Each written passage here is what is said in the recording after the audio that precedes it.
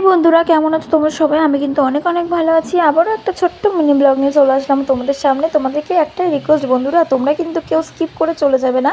তোমাদের আশা করি ভালো লাগবে আমার এই ভিডিওটা। তো যেটা বলার, আজকে যে ভিডিওটা তোমাদেরকে দেখাবো, আশা করি তোমরা অনেকেই বুঝতে পারছো কী দেখাতে চলেছি।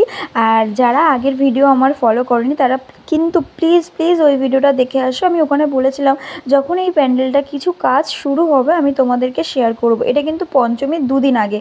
আর আমি ভয়েস ওভার দিতে পারছি না, তার একটাই কারণ, আমাদের বাড়ির পাশেই যেহেতু পুজো হচ্ছে, এত বক্স এত সাউন্ড, আমি ভয়েস ওভারটা একদমই দিতে পারছিলাম না।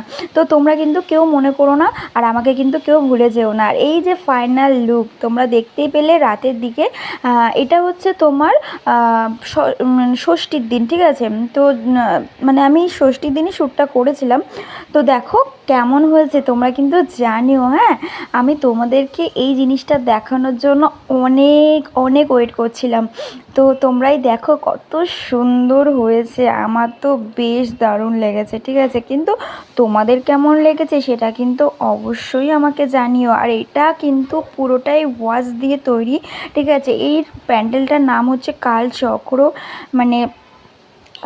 তোমার অতীত আর বর্তমানকে ধরেই নির্মাণ করা হয়েছে এই প্যান্ডেলটার নাম কালচক্র, ঠিক আছে? তো এই দেখো আমার মায়ের অপরূপ সুন্দর রূপ তোমাদেরকে দর্শন করিয়ে দিলাম। কেমন হয়েছে অবশ্যই কিন্তু কেউ জানাতে ভুলো না, ঠিক আছে? আর তোমরাও অনেক অনেক মজা করো, অনেক অনেক আনন্দ করো। আর শুভ নবমী সবাইকে, ঠিক আছে? চলো আজকের জন্য এখানেই, তোমাদেরকে বাই বাই।